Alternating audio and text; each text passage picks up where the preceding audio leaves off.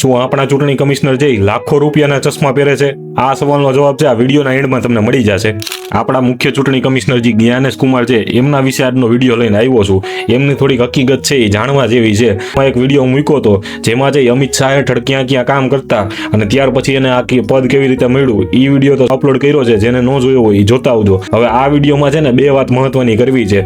પહેલી વાત કે એમના જે ચશ્મા છે ને એ કેટલા રૂપિયાના છે ને એ એક ખાસ વાત કરવી છે. અને બીજી વાત કે એમના પરિવારમાં છે કેટલાનું ક્યાં પોસ્ટિંગ છે ને એ પણ વાત કરવી છે. એટલે જે ચશ્માવાળી વાત છે એ છેલ્લે રાખી. પહેલા છે એમના જે પરિવારવાળા છે એ ક્યાં ક્યાં પોસ્ટેડ છે ને એ વિશે ચર્ચા કરી દો. તો એમની પહેલી દીકરી મેઘા એ યુપીના નોઈડામાં ડીએમ તરીકે જે પોસ્ટેડ છે અને એમના જે જમાઈ છે મનીષ એ પણ છે સહરાનપુર યુપીમાં છે એ ડીએમ તરીકે પોસ્ટેડ છે. મતલબ બે છે દીકરીને જમાઈ એક જ સ્ટેટમાં પોસ્ટેડ છે. પછી એમની બીજી દીકરી અભિશ્રી છે એ શ્રીનગરમાં આઈઆરએસ તરીકે પોસ્ટેડ છે અને આ જે બીજા જમાઈ છે અક્ષય એ શ્રીનગરમાં ડીએમ તરીકે પોસ્ટેડ છે. મતલબ બે છે એક જ સિટીમાં એક જ સ્ટેટમાં પોસ્ટેડ છે. પેલા એક જાણકારી આપી દઉં કે બહુ એવું ઓછું બનતું હોય કે જેમાં છે પતિ પત્ની બેયને છે એ સેમ સ્ટેટમાં છે પોસ્ટિંગ મળતું હોય.